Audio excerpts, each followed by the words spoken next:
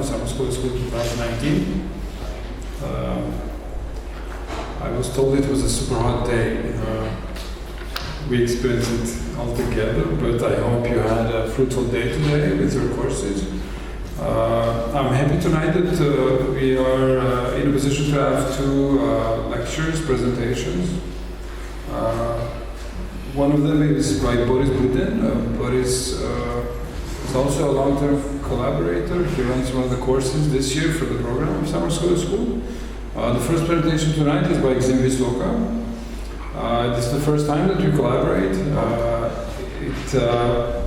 It is always important for us to bring forward not only artists, researchers, people connected with this context to share knowledge, not only with our context but also with the wider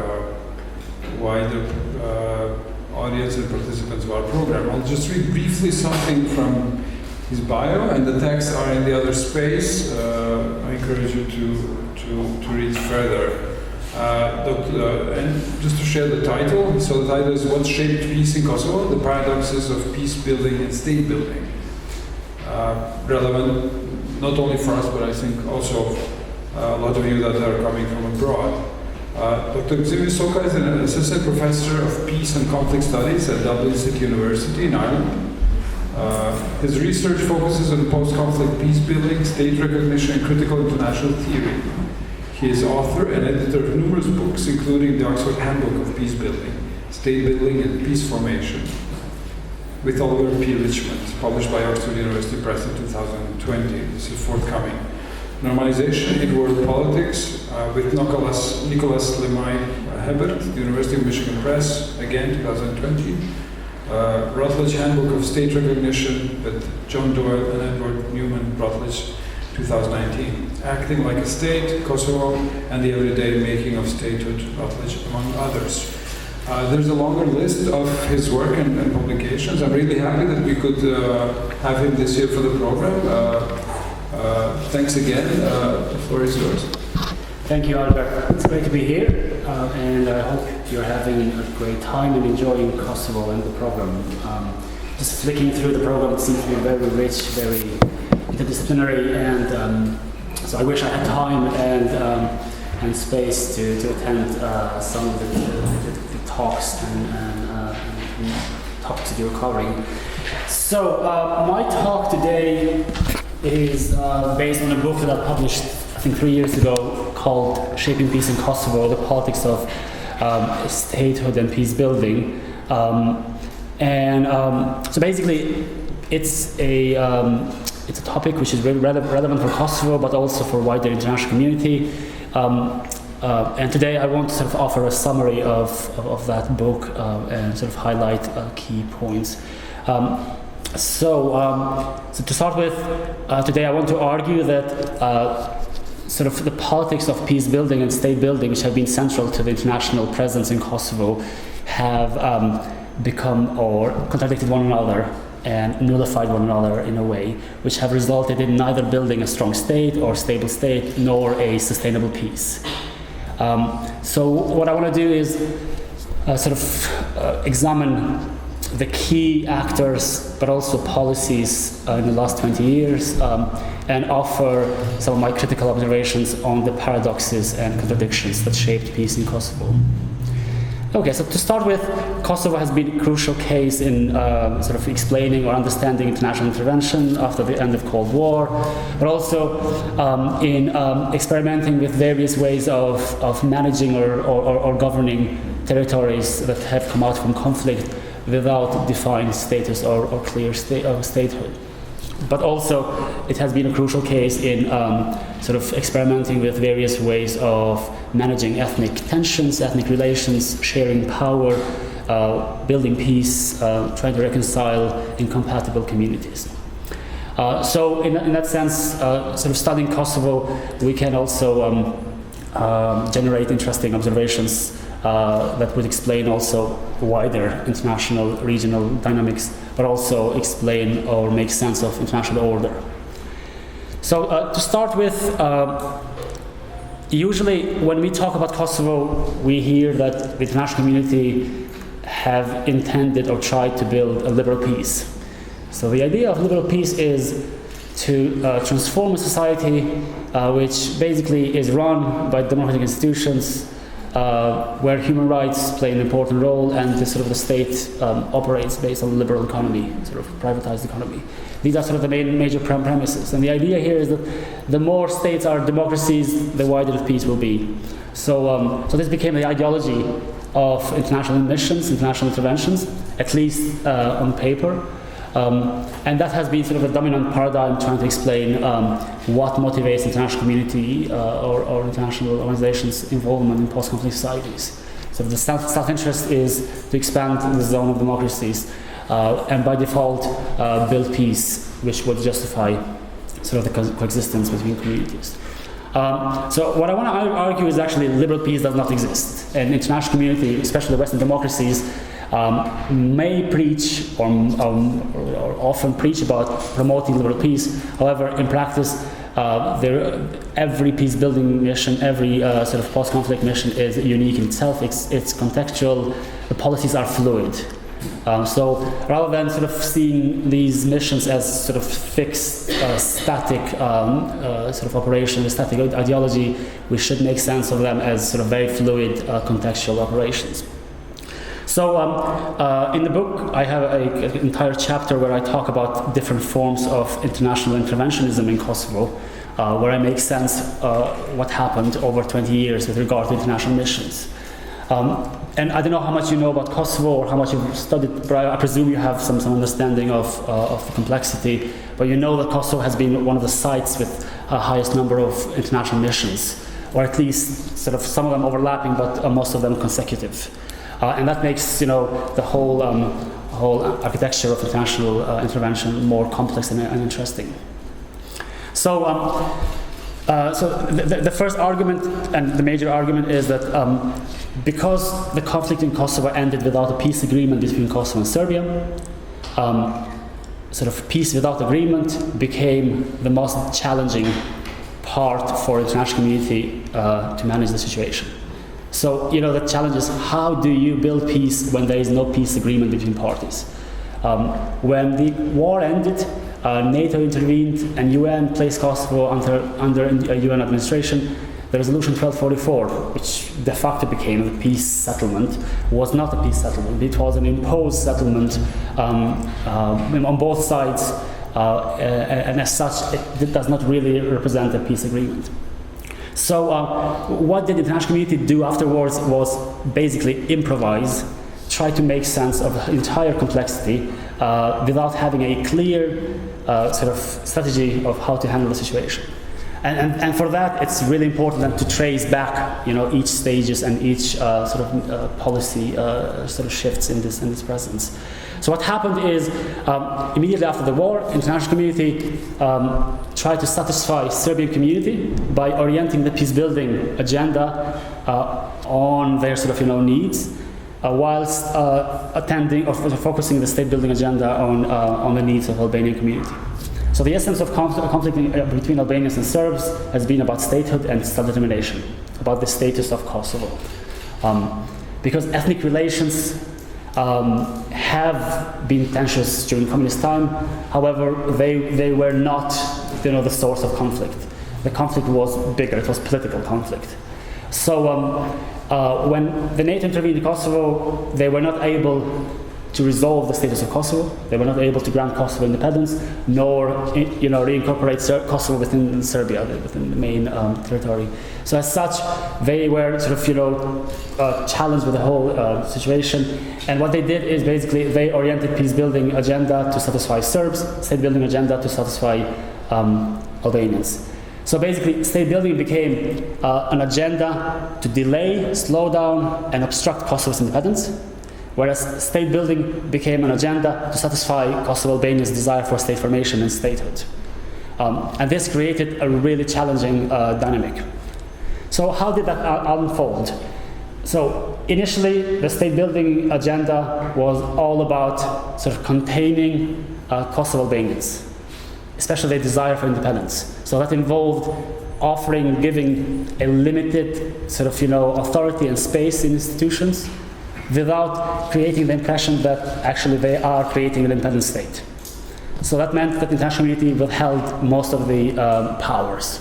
And UNMIC, the UN mission in Kosovo, became one of the most powerful international missions in the world, with very powerful competencies and powers. They were in charge of running, judging, and implementing all policies within one structure. On the other hand, the peace-building agenda very much was about satisfying Serbia, Russia, and others at the Security Council, and convince them that this is not the international administration was not about transitioning to independence. That involved very much trying to engineer a multi-ethnic society. That involved trying to accommodate ethnic minorities' needs. That involved very much creating the conducive conditions for the return of refugees, and so on and so forth. So initially the peace-building agenda was all about satisfying the needs of Serb community. And that resulted in creating enclaves and pockets of minority groups. That also involved designing a institutional setting, a system whereby all ethnic groups would have a share or a say in governance. So that entailed reserved seats in parliament at the municipal level, but also extensive self-governance rights. This initial two-tier agenda started to appear as conflictious, because the more the international community tried to pursue the peace-building agenda, satisfaction of Serbian community needs, Kosovo Albanians saw that as a threat, as a way that the Kosovo was being returned to the Serbian main. So the more they pushed the agenda of peace-building, the more Kosovo Albanians grew dissatisfied and started to resist international presence.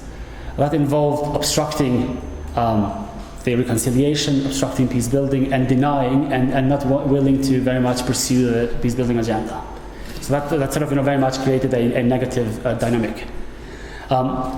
In response, the international community then shifted later on the attention to empower the state institutions and pursue the state-building agenda, partially to satisfy Kosovo Albanians' desire for greater self-governance, but also to reduce the dependency of Kosovo on international missions.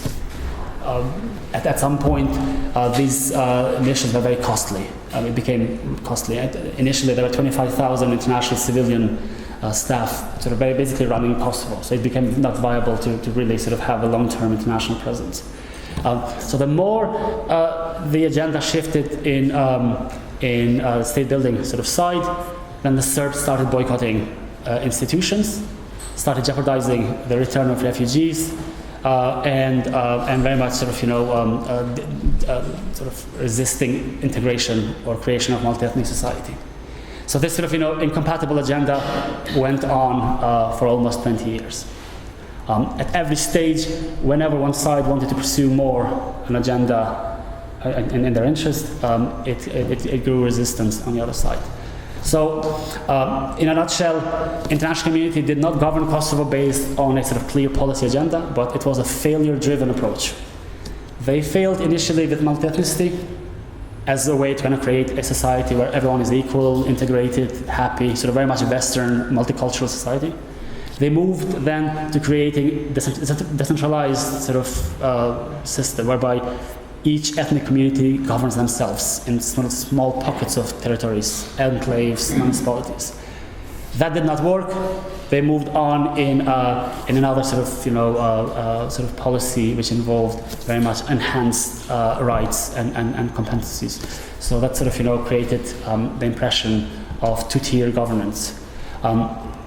So they moved from one policy to the other. Later on, they wanted to delay the entire process of defining Kosovo's status, and they did that by introducing what became to be known as standards before status, very ambitious agenda, which even most of the Western states themselves don't satisfy. So very enhanced benchmarks that Kosovo needed to realize. And UN and the international community later admitted that intentionally they created this very impossible, implausible agenda not because they wanted to create a liberal society in Kosovo, but they knew that that was an agenda which would buy them time to find a solution for Kosovo. So after independence, peace building agenda lost momentum. All attention was about justifying Kosovo's independence. It was all about mitigating and containing the mess that was created over almost 8 years since during the first phase. There was not much attention or interest on reconciliation, on peace building, or bringing communities together. It was all about sort of strengthening Kosovo state, making it a viable state, so that the international community are not seen as a failure. So it was all about containment and management of the situation, rather than sort of pursuing a clear emancipatory agenda. And this sort of moved on sort of from one failure to another, sort of from trying to build a state structure to tackling corruption, and then later on dealing with issues of governance and sustainability. So this is kind of in a nutshell with regard to international community. So there was not clear structure, there was no clear policy, it was a failure-driven approach. They moved from one sort of policy to another. At some point, some of the UN officials in their memoirs admitted that basically the policy came after action. Usually the logic is that you plan something, you write it, you deliver it and implement and then evaluate. UN, they basically did something and then they went back and they gave a meaning to it. They gave a rationale, an intention to it. And that just explains how the whole thing was lost in translation, from one policy, from one action to another. And that sort of certainly set the conditions for a very fragile peace to sustain, and also a state which was captured by ethnic elites, which did not deliver on socioeconomic goods on the premise that everyone sort of wanted to see. With regard to local actors, it's interesting to see that the desire of the international community to sort of contain the post-war transition led them to very much pursue an elite level of peace building and state building. So they did not really want to work directly with people. They just wanted to work with the representatives of the people. So the politics of representation was much easier for the international community because they could easily manage a smaller ethnic elite in both sides, rather than sort of engage directly with local population.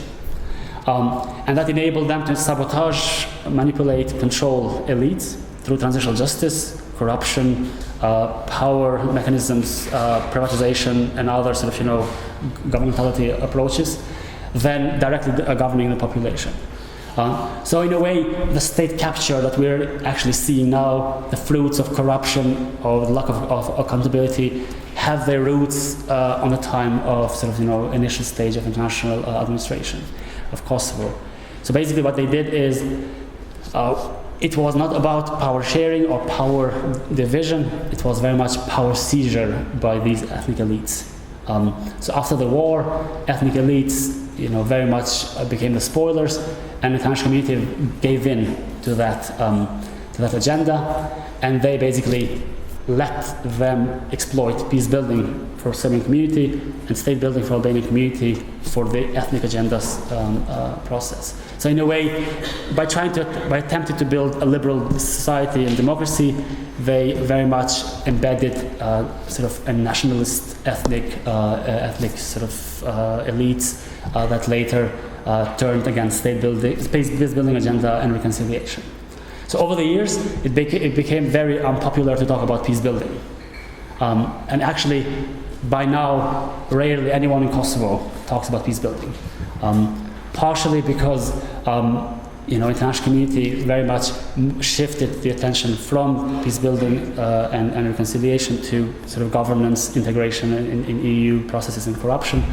And for ethnic elites, peace building very much was affiliated with humiliation, with admission to the other side, and various sort of mechanisms or sort of systems of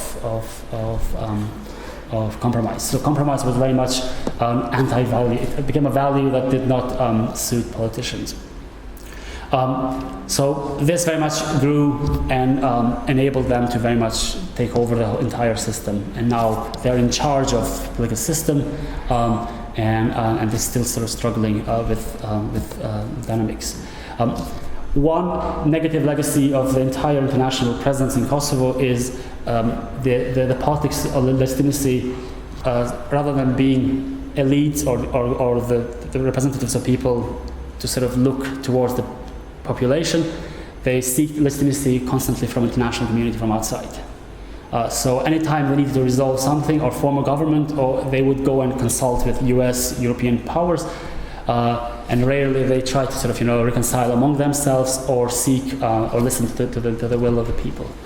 So in a way, legitimacy sort of became paradoxical. That sort of outsider external legitimacy was more important than domestic legitimacy, and that sort of very much promoted negative practices in governance, whereby manipulating with elections, interference in governance, corruption was very much a deal.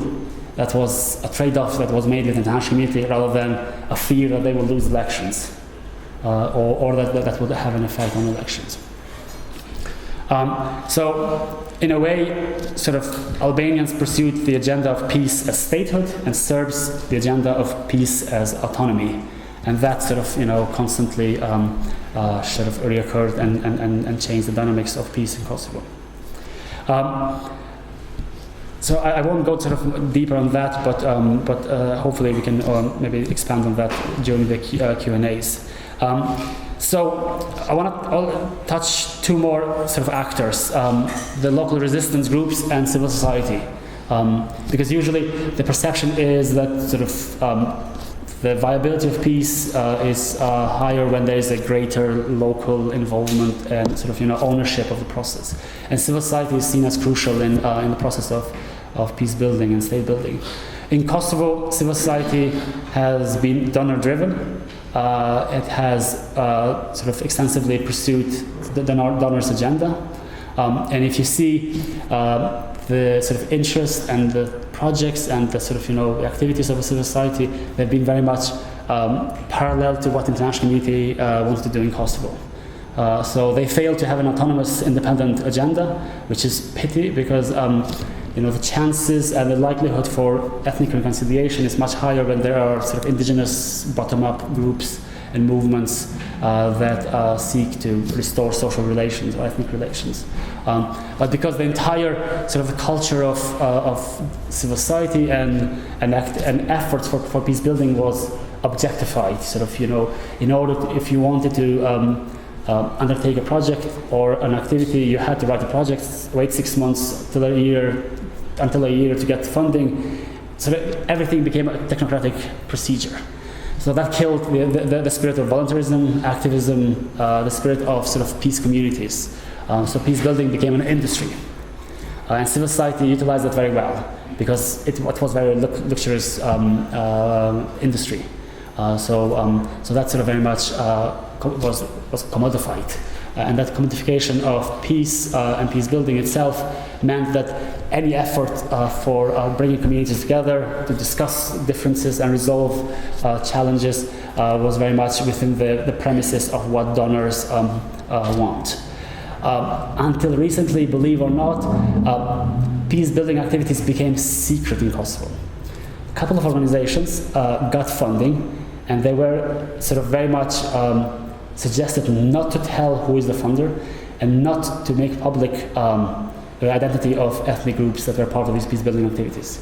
It just speaks how sort of peace building really lost its impetus, its sort of momentum in Kosovo. It became so unpopular to talk about ethnic reconciliation then that if an organization wanted to pursue this sort of type of activities, they had to recruit participants from both communities, bring them abroad in a hotel or in a sort of a safe space, discuss ethnic differences, not acknowledge who is the donor, because if the donor was international agency which might be seen as siding with Kosovo independence, the Serb community would not attend, or they would fear a retaliation within their community. So, all these dynamics became really interesting to see how peace building lost its momentum, because it was very much donor-driven, and donors sort of very much lost interest. Just today, Quint ambassadors issued a statement, and it's just sort of hypocritical to see them talking about the need for sustainable peace. It is very sort of these states themselves who have, over the years, jeopardized or sort of very much lost their interest on peace building, because they're very much sort of very interested in stability and other sort of governance issues rather than peace.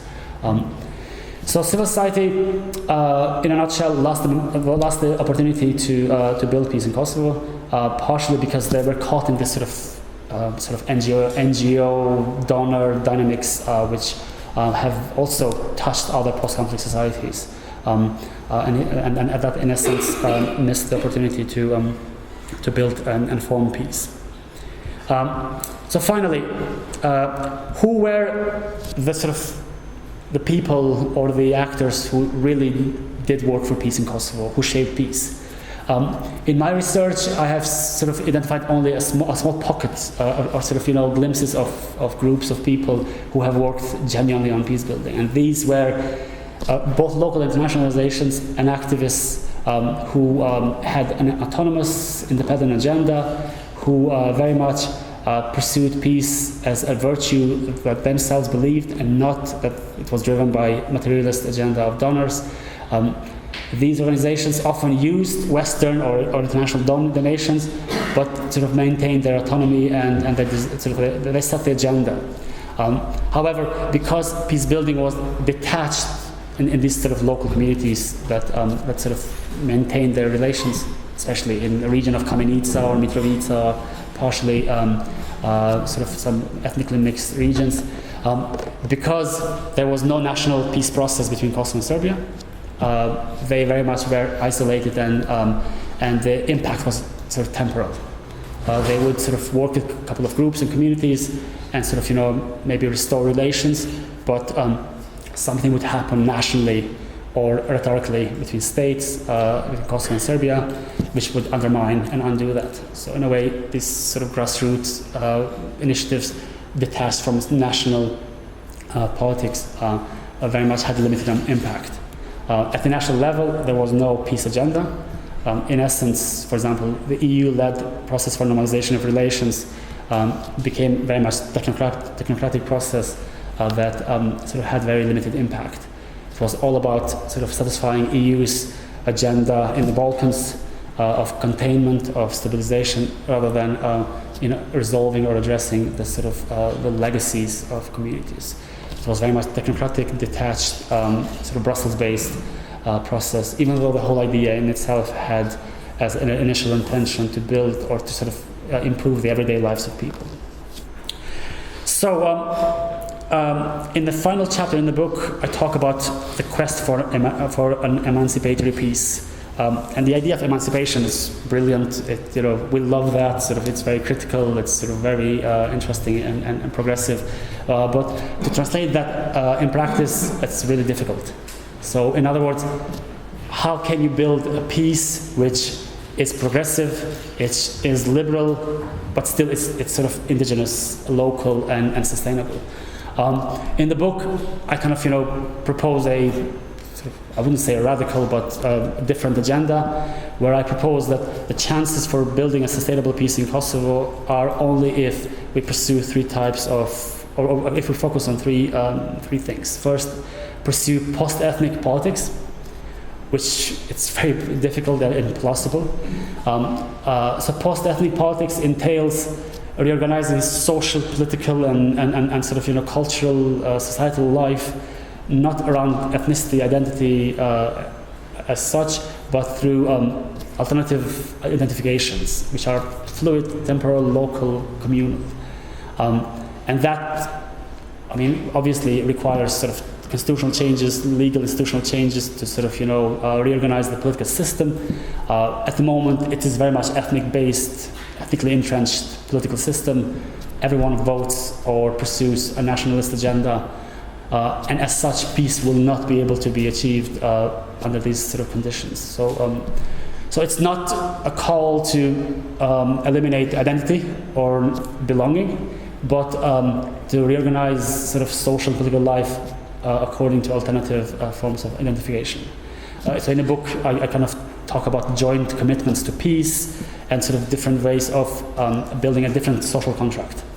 Not a social contract around ethnic ascribed, identification, but a social contract which is around socioeconomic agenda and sort of people-centered security. Not state security, ethnic security, but people-centered security.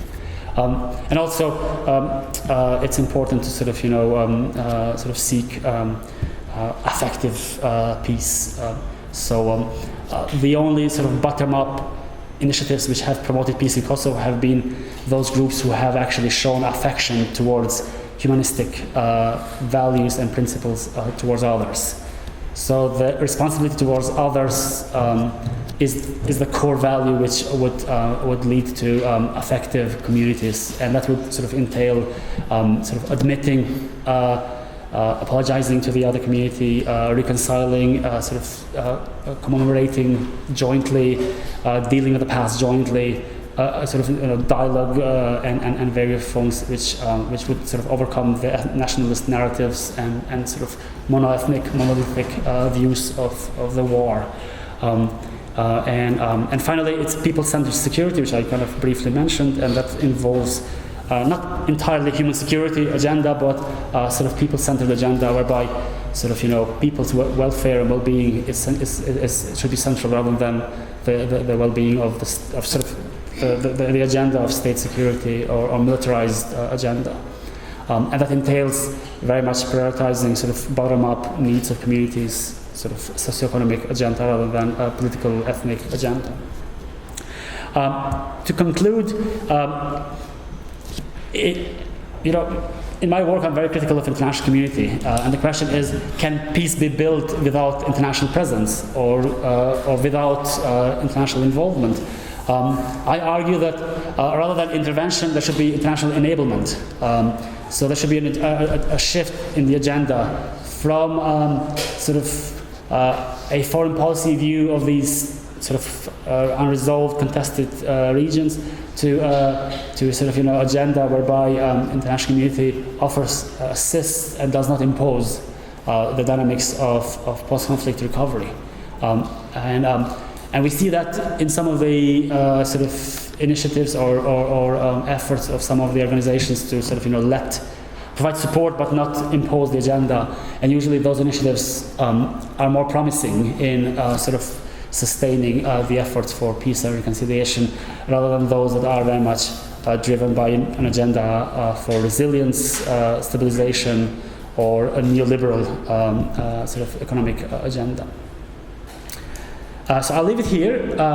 As you can see, sort of, it's very challenging to kind of make sense of peace in Kosovo, and I hope I kind of just sort of touched some of the major themes which we can hopefully expand and discuss further.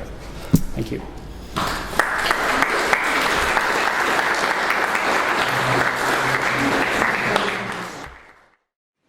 Briefly about Boris Buden. So Boris is a writer, a cultural critic and translator. Tonight his presentation is called Does NPR Have a Mother Tongue? He studied philosophy in Zagreb and received his PhD in cultural theory from Humboldt University in Berlin. In the 1990s, he was founder-editor of the Zagreb-based magazine and publishing house Gëzim. His essays and articles cover topics related to philosophy, politics, culture, and art criticism. Among his Croatian translations are some of the most important works of Sigmund Freud. He has co-edited several books and is author of Der Schacht von Babel is Kultur übersetzbar.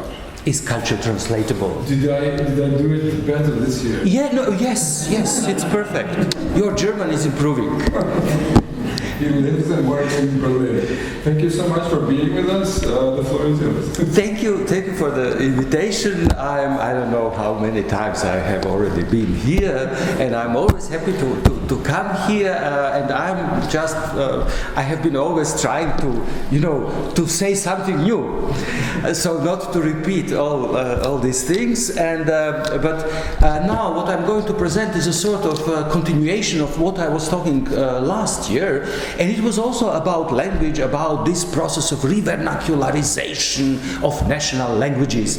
This sounds, it's a tongue twisting word, revernacularization.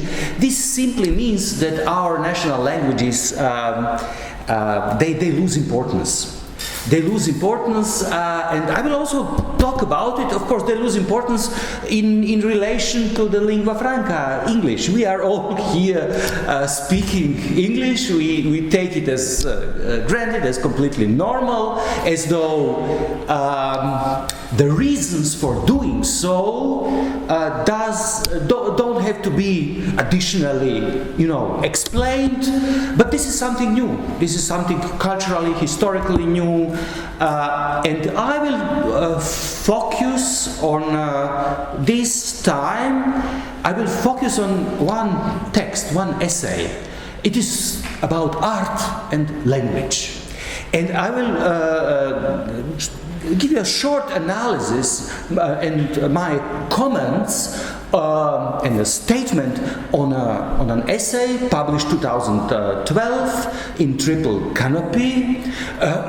It's about, the text was about so-called IAE, International Art English, by Alex Rule and David Levine, and this text triggered a huge polemics, and I will try to present the main ideas of the text, why it was so intensively discussed, and try to locate it in our situation, which we call it local, be it Kosovo, and here concretely I will use the site of Skopje because it is directly mentioned.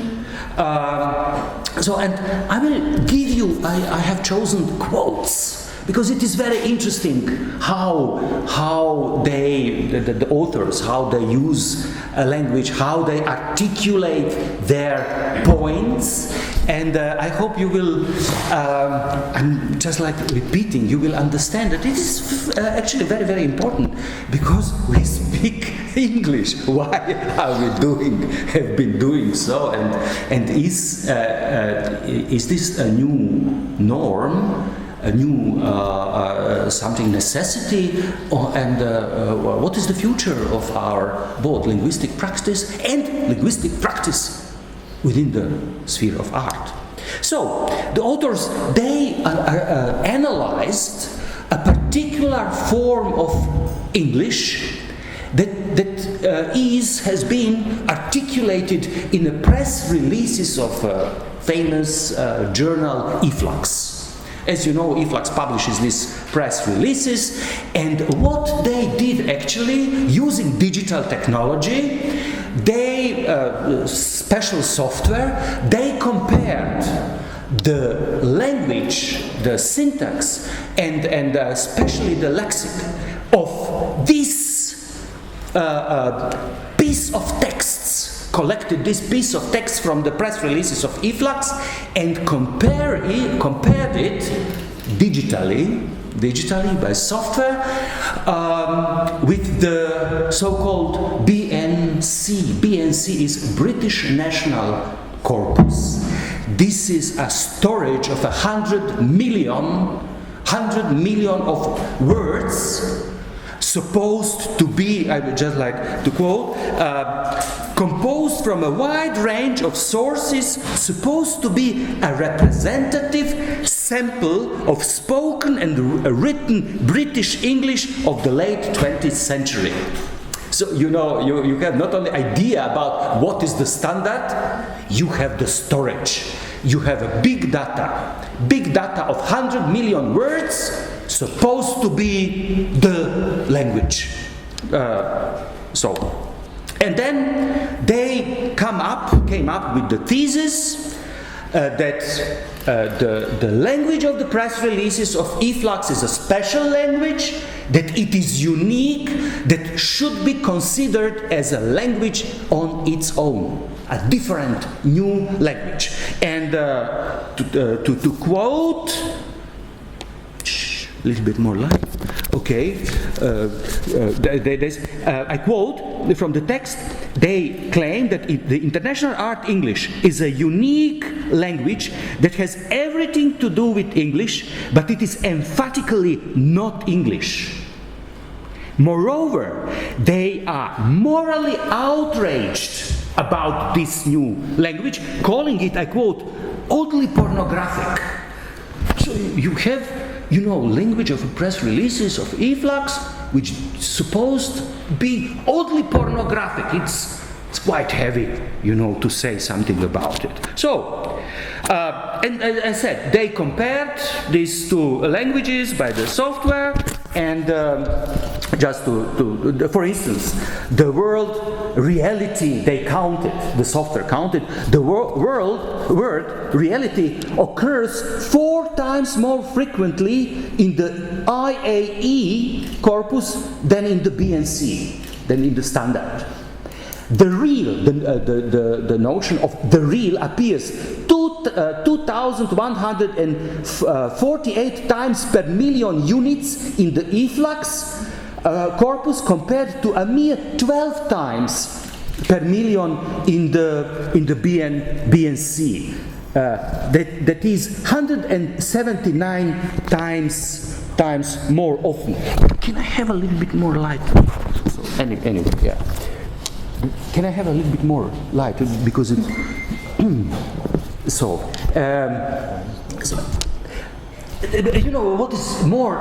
what is interesting about this thesis is, I will somehow manage it, it's okay.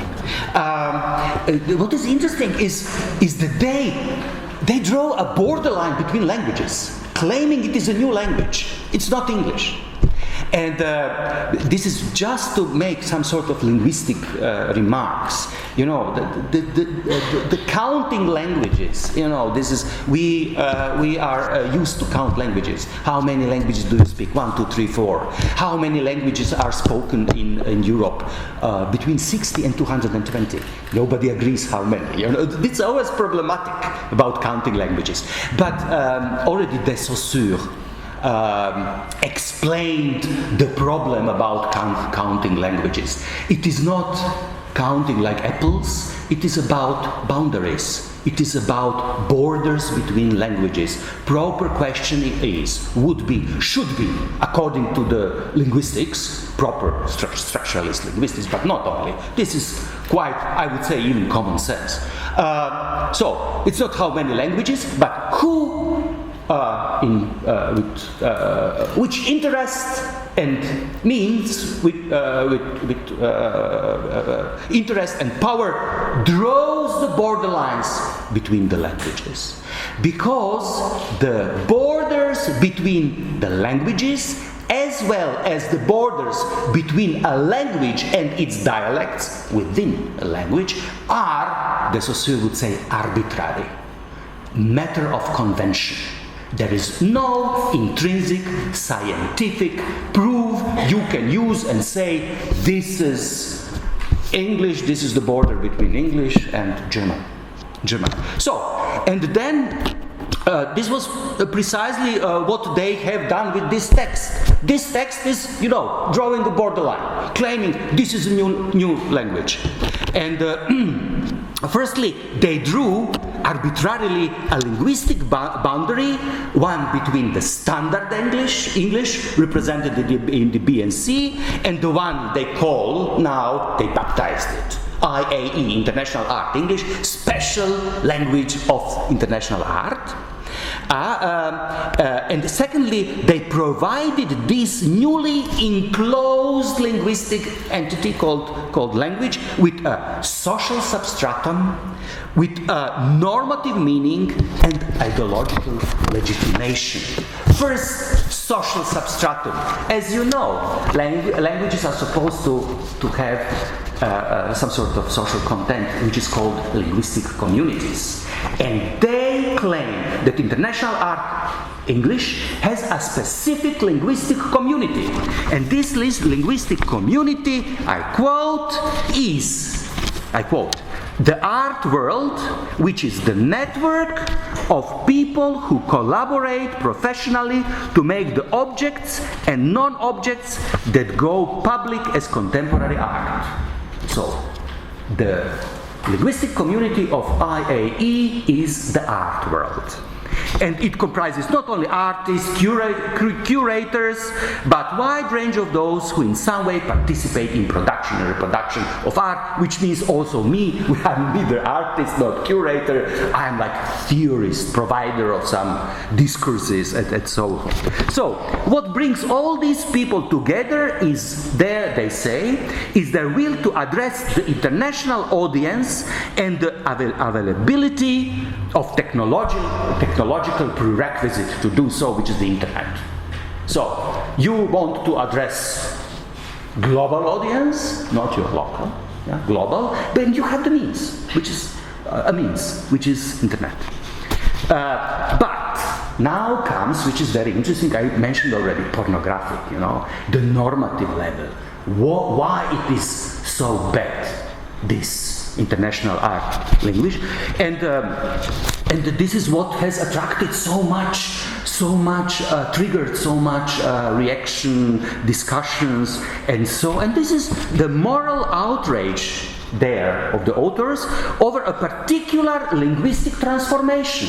Even language is exposed to transformations constantly, but they are totally outraged about this particular transformation, and they this transformation the authors understand as representative, or more precisely as a symptom of the, I present that this is the thesis, of the decadence of today's contemporary art. And on a much larger scale, the representative, this decadence of contemporary art goes far beyond the sphere of art. It is a symptom of political inequality and social injustice on a global scale. So, in this language, suddenly we see that this is a symptom of global injustice and the decadence of contemporary art. This is very strong thesis.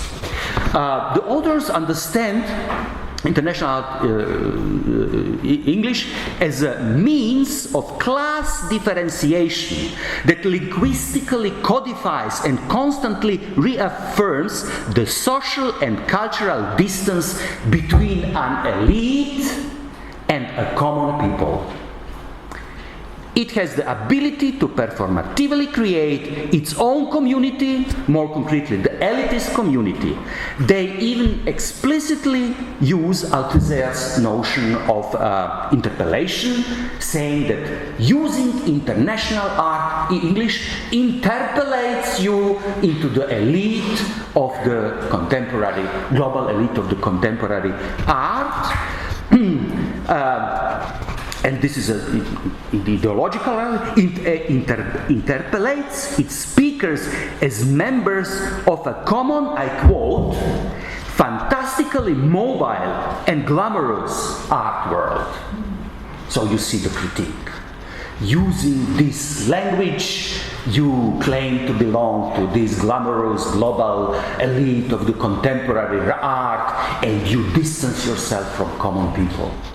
So, for Rule and Levine, this international art English is not only the language of an elite, a code in which the elite of the art world recognizes and reproduces itself, it is by the same token an elite language.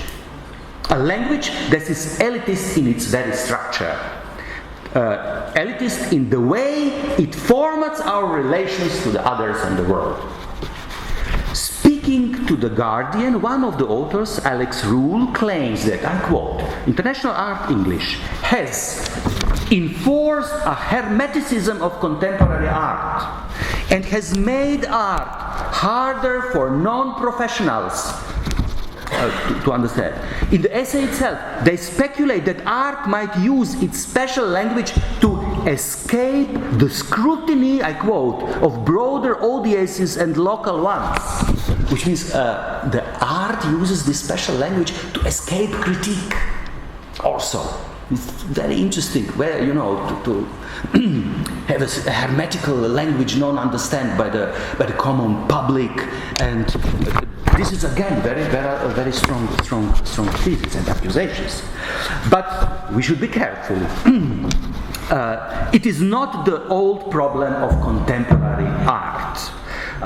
Or modern art in general, being incomprehensible for so-called common people, you know. They see you say pissoir is an art, a piece of art, and they say, are you crazy, you know, a beautiful painting can be an art, but a pissoir cannot be an art. You know, this is what is an object of art. This is a classical story about common people non-understanding modern and contemporary art. But this is something else. Rule and Levine want us to think something else. If contemporary art would speak proper English, it would be more understandable to the common or ordinary people. This is actually the thesis. So we are starting from this point, and this twists the whole what is at stake here. This implies that the alienated character of international art English, which expresses itself in a mutual alienation of contemporary art and the common people, is a form of collateral damage resulting from a much bigger incident, that is, from its a secondary effect of the alienation of the language from its origin, from its so-called authentic form represented in the British national standard. So, this is precisely how Rule and Levine understand alienation, namely as deviation from the norm. In our concrete case, this means that international art English is an alienated form of standard English, which in the process of its alienation has gone so far that it has become a language of its own, different language foreign to its origin and foreign to the common people, English-speaking common. This is the thesis. So the correct question to ask now is, how did it happen? How this language alienated itself from its origin and from a common speakers? Who is to be blamed for this alienation? And they have very clear answer. It is translation. The answer is very, very simple. Or in the words of the authors, I quote, how did we end up writing in a way that sounds like inexpertly translated French? International art English sounds like translated French. This is how it alienated itself. The authors trace the origin of this self-alienation in the 70s very precisely in the art journal October, founded in 67, and it's the impact of translation of French structuralist theory at that time that caused this alienation of English language from its origin. And I quote, based on so many idiosyncrasies of translation, the language that art writing developed during the October era was alienating. It alienated the English reader as such. So translations from continental philosophy, and they mentioned concretely Rosalind Krauss, who translated Barthes, Baudrillard, Deleuze, etc. And they say, who also, I quote, wrote in a style that seemed forged in those translations. So this French influence spoiled the language and so alienated it from the common speakers. So, as a theorist of translation, I find it very funny because classical German theory of translation, romantic theory of translation, would say, but this is the purpose of translation, to import foreign elements so that language can grow, can become able to can enrich itself and become able to import thoughts, different ideas from other languages, or in this German concretely case of Humboldt, Schleiermacher, of Goethe, of all of them. It was these were classical languages, Greek and Latin. They considered German language of the late 18th century as being a primitive, not capable of thinking, not capable of philosophy, not capable of art, of poetry. So only through translations from the classical languages you can make your language, you can civilize your language, you can make it able to think, to make philosophy, to articulate what German's classical romanticist philosophers and theorists of language like Humboldt would say spirit, also national spirit. So, which is very interesting. The main point in the essay is about translation, but the authors don't consult any theory of translation. What they do is for them the experience of alienation, which is intrinsic to and omnipresent in our linguistic praxis.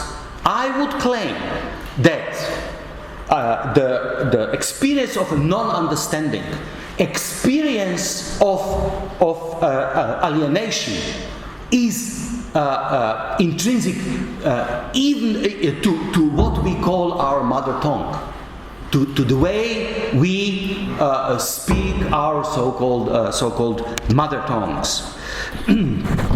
But for them, this alienation is merely the experience of, I quote, deviation from the norm. However, they imagine this norm in terms of monolingual paradise, of total transparency, of unhindered communication. It is a vision of language and its constitutive social relations that vegetate in their absolute solitude and could jeopardize solitude and serene self-sufficiency, well protected from any foreign influence that could jeopardize the linguistic intimacy, or shall I say idiocy, of a community, closed linguistic community, of the native speakers, in which alone, allegedly, words and things or different social classes can come together in harmony. You know, this idea of linguistic, our national language, we are authentic, there is transparency, it always presupposes that there are no class differences within the national language, that there is no difference between an elite and common people in the way they use language. If this alienation happens nevertheless, and foreign element enters the body, like in the case of the National Art English of press releases, this logic will isolate and excrete the intruder. This is precisely what they did. They find this particular, form of language strange, alienating, and they drew the borderline, saying this is another language. This is no longer English. This is the alienated version, and that cut it off as an anomaly. To give you an example, having detected that the word reality is more often used in the corpus of international art English than British national corpus, they conclude that the former is a decadent form of the B&C that should consequently be scrapped. But why actually? Why actually we should exclude it? Well, this somehow implies that reality speaks English. This is implied in there. They consider the proper English language as a sort of meta language. So, there is, however, another perspective from that which Rule and Levine call international art English, and which can be seen as a moment, temporal, contingent, and social formative of the process of progressive revernacularization of the English language. Just to come back what I was talking last year, mostly the process of the problem of revernacularization is seen as a problem of small languages, who, lose their power and their importance in relation to the global English. Meaning they are suppressed by English, they are excluded from all higher discourses in economy, theory, politics, even, everybody can claim it, not only here, not only the fact that we are here speaking English, but look, I have been teaching for years in Germany, and I do it like 90% in English, in Germany and in Austria, which is something new. Well, which means that German language has been suppressed by English. This is the classical problem how it is perceived of revernacularization. But I would claim revernacularization is something that also affects English language, and this is precisely what we see in this international art language, English. This is a new form of linguistic practice that escapes the control of the standard, and it is like sort of getting just I have.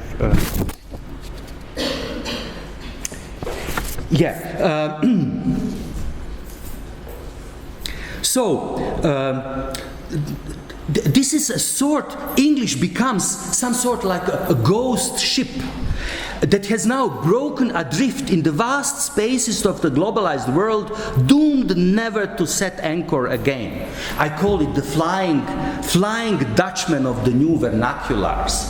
This is the problem for all the institutions that are responsible for standardization, that they cannot control the language that is now appearing and is generated in like efflux. This is the language out of control. But this is the form of vernacularization. So English language too is exposed to, I don't call it revernacularization, I would call it neo-vernacularization. So we are not speaking English here, we are speaking a vernacular English language. Vernacular, this is the name for the languages, before they arose into what is national language, standardized with grammatics, with vocabularies, with schools. This is the language that you get to the school, that's with proper grammar, with the police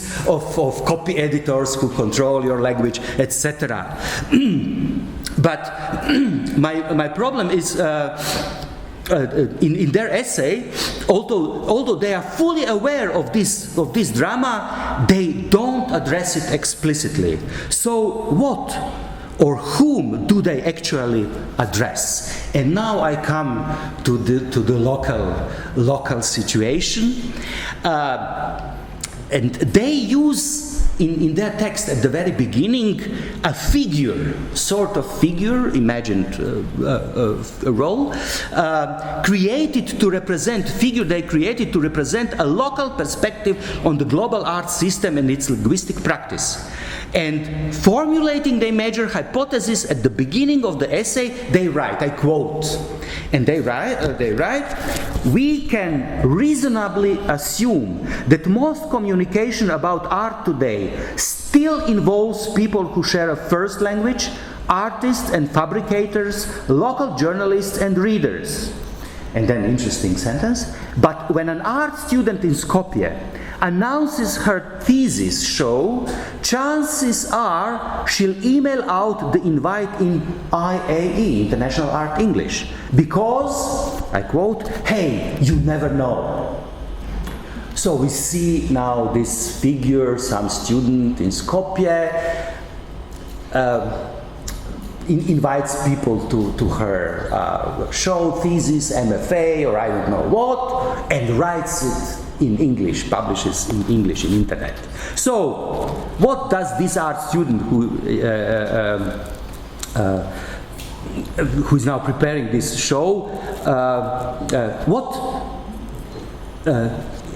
what does this student expect in writing in English? This, you know, to address like local English-speaking elite, or members of diplomatic chorus, or a curator that could, you know, happen to be there, international, so as to attract. Of course not. They do it, this student, because it wants to address the global art world. And the chance to so this is the completely different old audience. It targets, the student targets anonymous population of the English-speaking art world that resides in cyberspace. The student obviously wants to be part of it and knows very well that English language is the basic prerequisite for entering the art world today. This is so self-evident to this student that we cannot say, you know, we cannot say, oh, you never know. No, she does this because she knows perfectly the power relations. She knows everything. Not that she does not know what happens. She knows that power relations generally, even if disguised as some sublime values, and language is probably the most precious of these values, they are much more obvious to majority of people, especially when they are on the wrong side of these power relations, if they don't have power. For those who are in power, in possession of power, they are more likely blind to the power they have, to the for the power they have. You know, if they are rich and powerful, they always mistake the power and assets and money they have for the result of their talents and intelligence, etc. They don't see that it's power relation. So. So just like yes, yeah, here. So usually those who have power, they see the relation, the conditions of other people without power or poor people always in the mirror of their own condition. So do the authors of this essay. They, I quote, reasonably assume that most communication about art today still involves people who share a first language. They use this notion of first language, you know, even in linguistics, you have L1, L2, L language 1, language first, second, etc. In other words, they assume that the discourse on art today mostly takes place within an enclosed linguistic community, concretely within a social and cultural space framed by a national language. This is what they think, this is the paradigm. Their logic is in fact very simple. Our first language is English, so we speak about art in English. Why then this art student in Skopje also speaks about art in English? Why she doesn't speak about art in her own mother tongue? This is the logic. This is the question. Well, art student in Skopje, mother tongue could be Macedonian, Albanian. Macedonian, 1.3 million people speak Macedonian.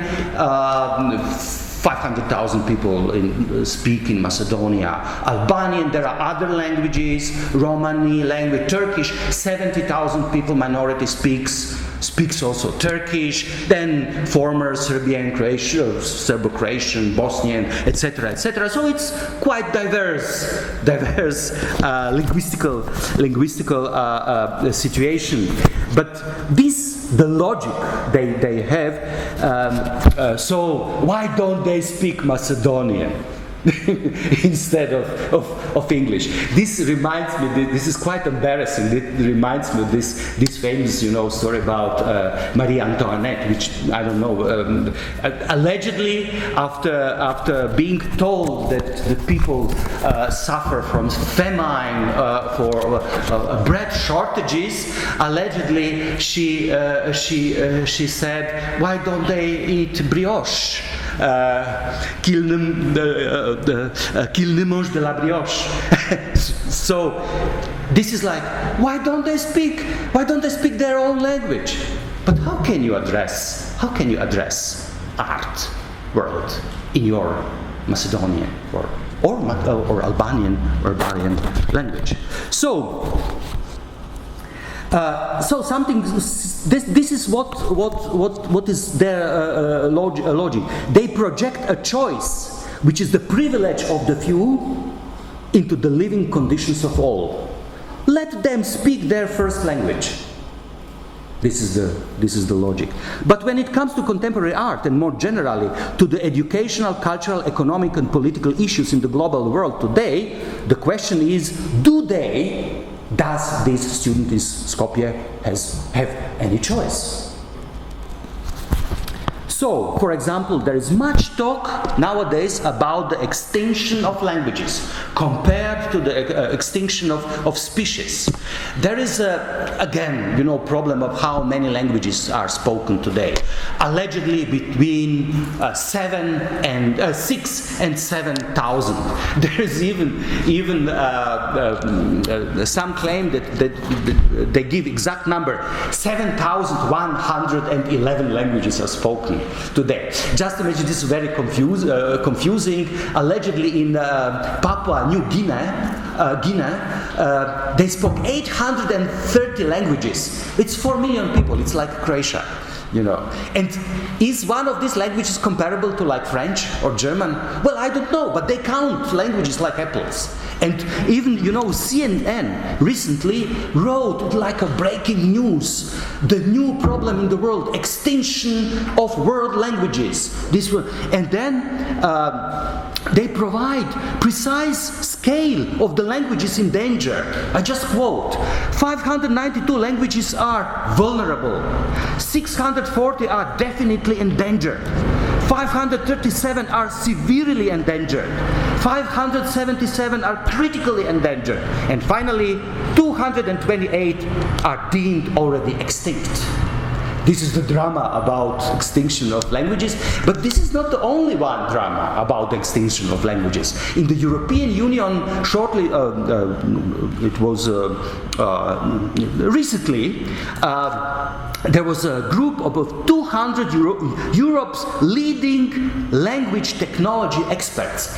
They did research of how European languages, they took 30 European languages, and they did research how they cope with digitalization. And the result, the conclusion is that digital support for 21 of these 30 languages they investigated is non-existent or weak. non-existent or weak at best. When it comes to the future, the picture gets even more grim. The experts foresee, this is official document, foresee that most European languages are unlikely to survive in the digital age. So they have no chance. Both Macedonian and Albanian were not on the list. They did not research on Albanian, but they did, for instance, of Croatian. But having in mind that, as you know, the gap between big and small languages is still keeps widening, and so it's supposed that actually Macedonian and Albanian have almost no chance to survive in digital age, according to this.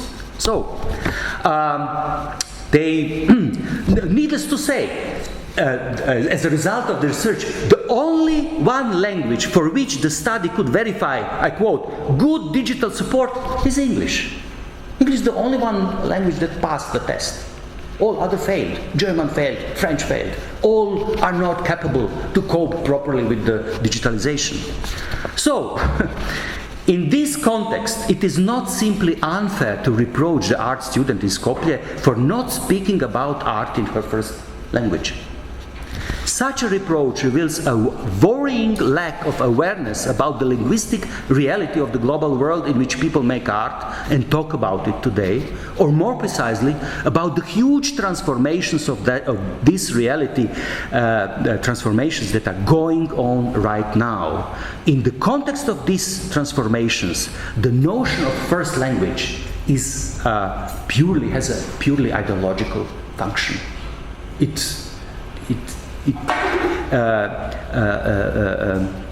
presents completely different reality, ideological reality. It does not have a connection to the reality, you know. So when they say why they don't speak their first language, it's some sort of, you know, ideological idea about equality of languages, etc., etc. But it has nothing to do neither with the social and political reality of these small states, their cultures, nor with the reality of contemporary art today. Instead of providing the common measurement for global comparison of our linguistic experiences, this idea of first language, it actually masks new forms of inequality, injustice, and contradictions that emerge from the collapse of the existing international order and its conceptual edifice within which we talk about languages and art, hoping to find a solid ground to stand on. But this solid ground no longer exists.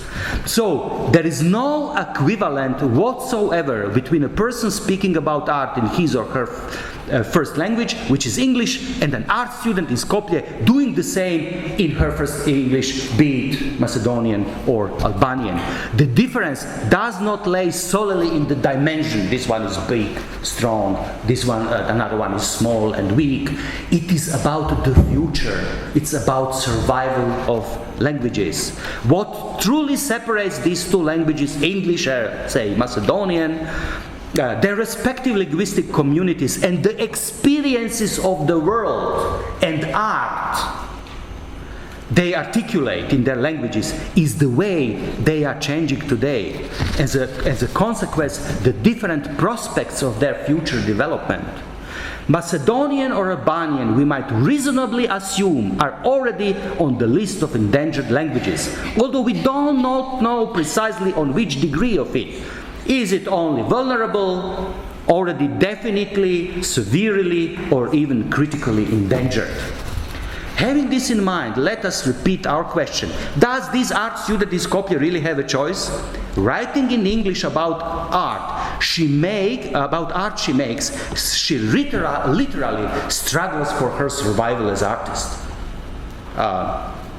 To slightly adapt Mladen Stilinowic's famous slogan, an artist who cannot speak English is no artist. An artist who cannot speak English won't survive as artist. This is like.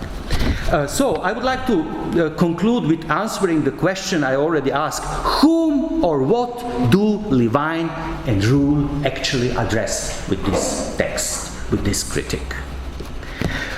It seems that they speak in the name of an ordinary art audience, the common people, the native speakers of English or other standardized mother tongues, whom international art English has alienated from both their original language and with it from the authentic experience of contemporary art. And it seems that they speak against this the perpetrators, the international art English speaking global elite of contemporary art. So, isn't this a perfect populist address? In the name of the common people, you attack the elite. This is classical, you know. This is, be it Orban, be it Trump, new right. Well, I would say not yet. But it becomes one when the true addressee behind the crime scene appears on the stage. At the end of the essay, the authors assume that international art English will probably implode and predict that the elite of the art world, I quote, will opt for something like conventional highbrow English and the reliable distinctions it imposes. This could mean only one thing, that the elite of the art world must be first purified from all the non-native English speakers or those who couldn't afford an elite education that would teach them conventional highbrow English. It also means that this elite of the art world must be purged of all those art students in Skopje who litter the true English language with their IAE linguistic dirt, so as to become a true elite again, the incontestable ruler of the art world and the world itself. This is the true addressee behind the text, in whose name and in whose interest the critique of the international art English is written. We call it MIGA, Make English Great Again. So this claim is grounded in the fantasy of a possible or better necessary return of the national language to its legitimate original owners, the national cultural elite embedded in the nation states and in its institutions. This is how they imagine this. This is imagined in terms of, as I said, monolingual paradise, the space of an ultimate transparency, 100% functioning communication, homogeneous linguistic community where there is a harmony between elite and common people, classes and etc. But this agenda, these all are typical ideals of today's conservative revolutions, whose goal is to restore an original, authentic condition of national sovereignty before it was alienated by the globalization. It's all, all about who owns the language, about the languages being property. And by the way, alienation originally means it's something to do about property, and ownership. And the idea is that the nation, the classical national elite should get back their property, language, and be in charge of art, of contemporary art. Well, is this possible? This is my question to you. Thank you.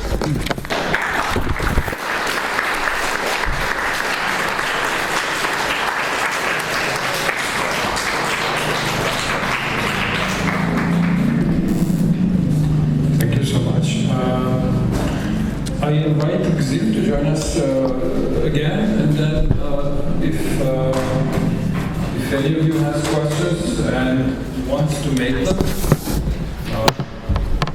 this is the time. When we also design the program, maybe it's important to share this. Even though both presentations come from a different angle, for us it was important to have Gëzim and Boris at the same table. And questions don't necessarily need to restrict to their original presentations for tonight.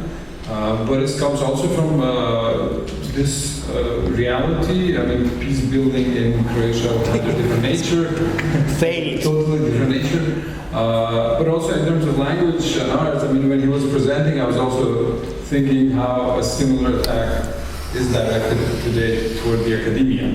So more or less the same, similar positions, the alienation from the people and the language.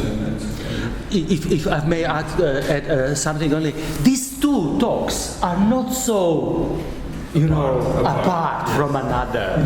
There is a level where the problem, becomes a common problem, and it shouldn't be difficult to address this problem from both perspectives. Okay, so I open the floor. If someone has anything to say. Yes, Sami.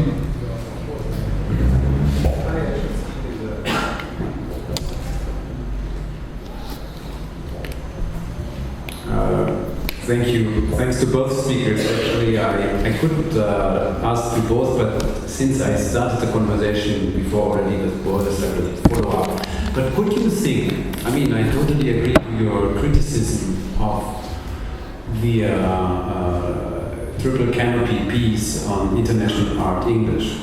It's basically the old elite of a certain discourse fights against the newcomers. So it's basically class war within international elite or an international elite that perceives itself being threatened through the petty bourgeois, whatever, newcomers to their elite. But what would be a form of critique that you could address to this kind of English that is there pejoratively labeled as international art English? You have the same, Alberto just mentioned it, in academia. There's a certain jargon being produced for a certain audience or for a certain perceived audience. We also should not forget that the average number of readership for academic publications is less than 5 people, including the copy editors. It's basically only the title representation for an international audience. Those people who are on academia edu know what I'm talking about. And there are all these generators on the internet where you can produce random titles out of completely nonsensical stuff. There is, of course, the dimension of class struggle within this elite. Let's get away of the newcomers, but what would be a proper critique of that, and what would be an attack against the commodification of language and the total commodification of that which is art? We know art is a commodity as well, but it always had a certain, say, in the modernist myth of art, a certain surplus. How would you, if you had to talk to right-wingers, or you mentioned populist, right-wing populists, how to not only defend the globalists, but also to propose radical emancipatory critique of this form of globalization? Well, I will need some time to answer this question. It's a good question, and it points at a crucial moment. And actually, I have it already in the text. Speaking of the relation between the notion of vernacular and commodification is very crucial, and this is already even Illich, with whom I use theory. The point is that he uses the notion of vernacular as opposed to the commodification. So, vernacular language in the Illich's theory is a language that is acquired without paid teachers. without school. This is the language beyond the radar of commodification. This is the language that is, the notion of vernacular, Vernus Verna, Latin. It's about slaves born at home. This is the notion for something that is not simply local in relation to the global, but something that is, as I'm saying, acquired without the systems of schooling, etc., etc.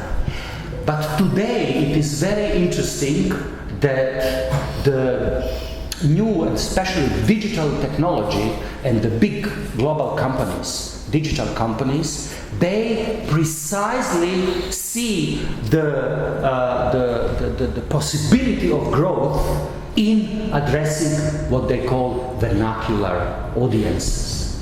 The paradigm is India, in which originally digital technologies were using English. But in India, like 20% of people understand English, only 7% speak fluently. There is other space, like 80 to 90%. These are huge numbers. It's 1 billion people, you know. Like 900 million people don't use English in India. So, and digital technologies now discovered possibility to address them in what they call vernacular languages. In India, they spoke 22 languages, thousands of dialects, etc., etc. And the digital technology now tries to enter what they call vernacular space. And you have something in India called vernacular report, which measures every year how deep digital technology and commodification penetrates the vernacular spaces. So the vernacular spaces are the future for the global capital. This is the next step. And you have new softwares, especially in India, it is developed. So this is quite a struggle. And this is precisely to answer your question. I cannot answer it. This is either some sort of local languages must find a way to become commodities on the market that can compete with other commodified languages like English, or we must think in terms of recreating some sort of vernacular thinking, vernacular art production, vernacular linguistic practice, and probably vernacular economies beyond the commodification. Beyond, you know, I mentioned already the notion of the property, who owns the language. We can think now and come close to the idea, you know, of public space and private space in a society. But originally the idea is that what public is actually a language, public language, that is standardized English is owned by the institutions of the state. This could be considered public, but actually it is a state-owned language. In comparison to like vernaculars that might be considered private. But what if we think of language as in terms of commons, in terms of different forms of property? And for me, originally vernacular linguistic practices are practices based on the language as commons. And when I'm saying as commons, in terms of property relations, a language that belongs to all, this is a form, obviously, of linguistic practice before it was nationally enclosed. I mean, you know, an enclosure of the commons as the starting point of capitalism. So, and this is what I think that actually is happening today with what I am now doing in speaking English. I am expropriating the proper the English from its alleged proper owners, which is like British National Corpus, institutions, standard English, etc., etc. I am vernacularizing English language, and we all use it without control. You know, like 50 years or 70 years ago, with the different media, it was still possible to have control between in the use of language, private in the families and publicly, you know, TV, media, etc. But today, this control is no longer possible. So this is when I say it's language, English language you speak is like a ghost ship, adrift. You know, and cannot be controlled. This is the vernacularization. However, the technologies and the interests of the capital are interests of the new enclosures, and this is the struggle, the battlefield, so to say.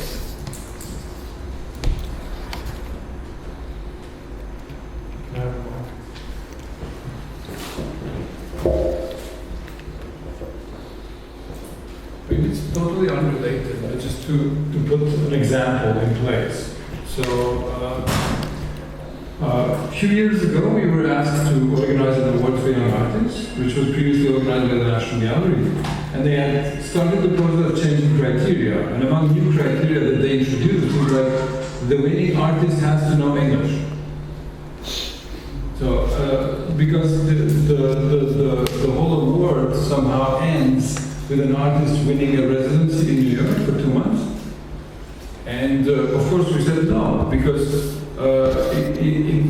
in arts, and this is the side effect of it, not necessarily you have to speak out, right? Because you produce an artwork. And not necessarily you have to communicate with language and words, because you produce an artwork. And this is, I mean, basically we refused, we said this will not be a criteria, because we are not giving an award for the excellence in language knowledge. We are giving an award for artists. And then they said, what should we do if we have an artist that doesn't know English? We said, hire a translator. You know, very simple things, because like today, but I think this also has, is somehow related with this shrinking of jobs and losing, you know, like digitalizing everything and whatever. And then in the end, we came to an agreement that they just invent again the position of a translator for this award, just to have some. I wanted to ask also Gëzim, and I'm sorry that I'm using this position, but was the case of Kosovo the only case where, let's say, a peace was attempted to be established without a peace agreement? Because the peace agreement means also formalizing the war, or formalizing the conflict, formalizing also the sides of the conflict, the oppressor, the victim, and what actually happened. And in the case of Kosovo, this is still not formalized, so there's no legal process or legal act which somehow legalizes or formalizes the war, or when did it start and when did it end, so everything is quite fluid, and I just wanted to check if this was somehow the Yes, no, exactly. I mean, most of the secessionist or sort of self-determination conflicts sort of end, which are not sort of, you know, mutually consensual, end with some sort of, you know, imposition from outside.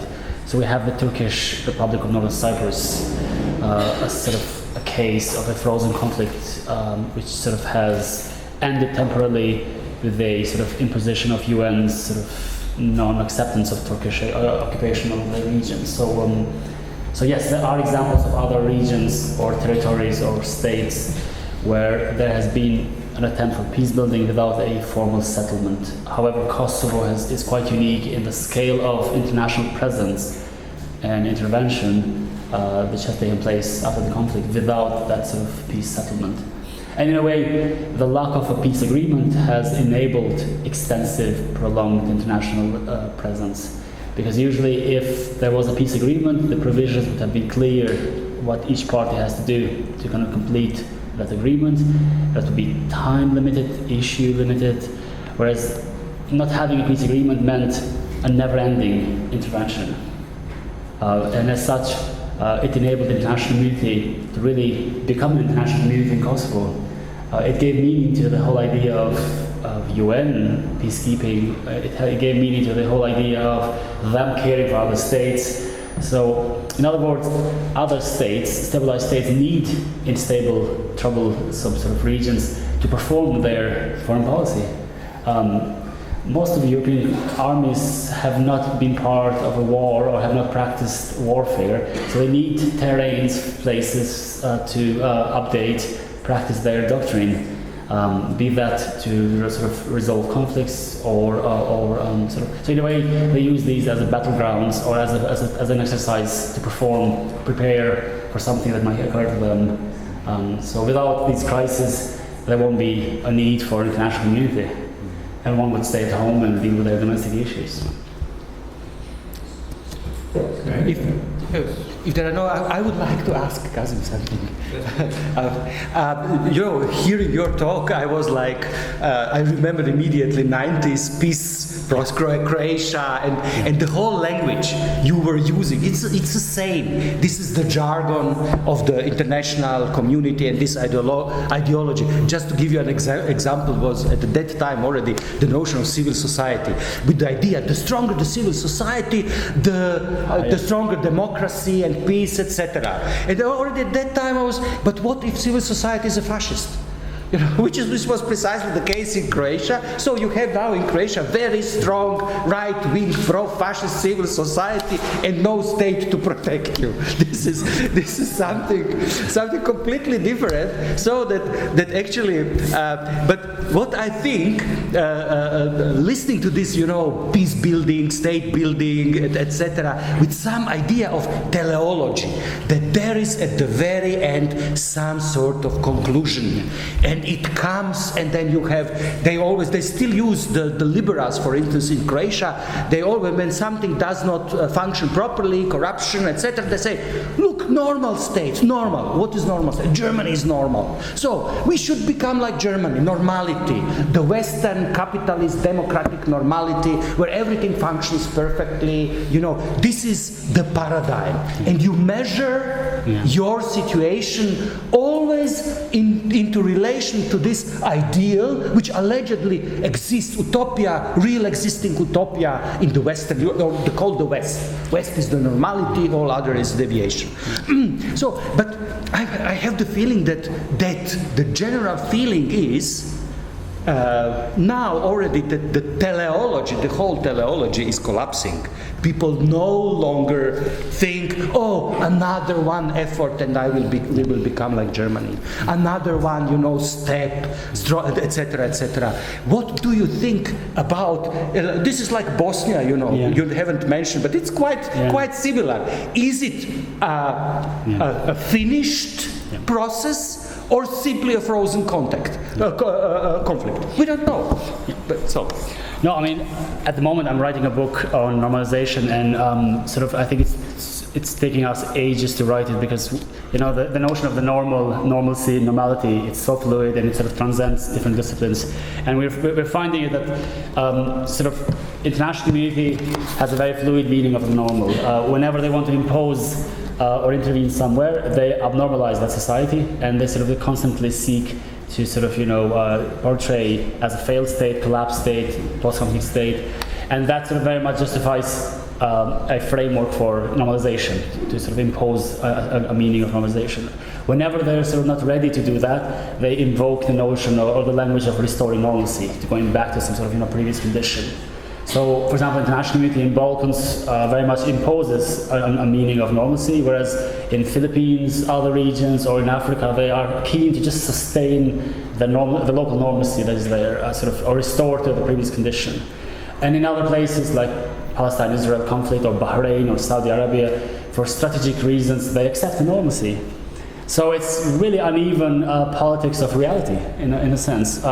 So it's all socially constructed, and the politics discursive politics of sort of, what's normal and what's not normal. It's very much constructed through discursive practices as well as sort of linguistic sort of jargons, and quantification, reporting, classification, all of that plays a role in ranking societies, which is very dangerous. Sort of the indicators, failed state, failing state, collapsed state, sustainable, strong state, all of that, in a Foucauldian sense, is a system of governance, sort of placing countries in ranks for corruption, good governance, human rights. All of that sort of creates hierarchies. And state labeling is very dangerous, because once you're labeled as weak, failing, or sort of troublesome state, then that has ramifications for the status of the people, culture, identity, belonging, as well as their sort of position in international community. So there's very much, they lose their subjectivity, their agency in the international system. So in a way, all states fight to sort of, be seen or become normal, but that normal is always sort of constantly changing the meaning, and it's constantly socially negotiated. Just to end, listening to you, I was like thinking, originally, after the collapse of communism, the situation, the conflicts in former Yugoslavia, wars were explained like because of the belatedness of these people. They are not properly, modernized, civilized, belated in the development. They have to catch up with the normal Western development, and then there will be peace. Now we are actually witnessing something else. It is the West catching up with the Balkans in terms of collapsing, falling apart, fragmentation, ethnical, Brexit, Scotland, authoritarian rulers, whether European Union will survive or not. This is like, will it be a fate like former Yugoslavia? So we should think of us as pioneers of the new order and not belated, poor, these non-civilized who have to catch up with the normality. It's the other way around, unfortunately. This is a comment. Does anyone have a question and wants to make it now? Otherwise, Gëzim and Boris will spend a few more times with us in the other space, open air. I wanted to say something, but I forgot. Oh yeah, state labeling. Because this is very important that you mentioned, because state labeling, I completely agree with you, it basically also erases hope for citizens. And in Kosovo we experienced state labeling from the within. Let's say a part of our society labels this state as a state of corruption, a state of failure, right? So captured state is another sense of reality, but this vicious propaganda has an effect on how the state and citizens function today. And I just wanted to, if you can tell us more about that. That's a symptom. So if you want to understand normalization, you have to read Foucault and his lectures on the abnormal. So Foucault says the highest form of sort of disciplinarity and sort of self-control is normalization, where people sort of behave and they don't need an external enforcement mechanism to enforce the norm, the rules. They very much are internalized. So Western societies are normalized. They very much know the rules, what to do, when to pay taxes, how to behave. So they've internalized the entire hegemony of the state, of the apparatus. So in the sense, civil society in Kosovo have become agents of the empire, in a sense, and they've sort of normalized themselves a discourse of sort of self-critique, self-alienation, and that sort of very much is a symptom of how sort of the sort of dynamics of post-conflict intervention, post-conflict dependency manifests itself. So the local loses confidence in itself, and the sort of the whole meaning of them becomes to criticize or to sort of seek a point of reference to sort of replicate how the Western societies sort of have been doing that. So in a way, civil society is very much a local agent of international community these days. They represent their foreign policy agenda.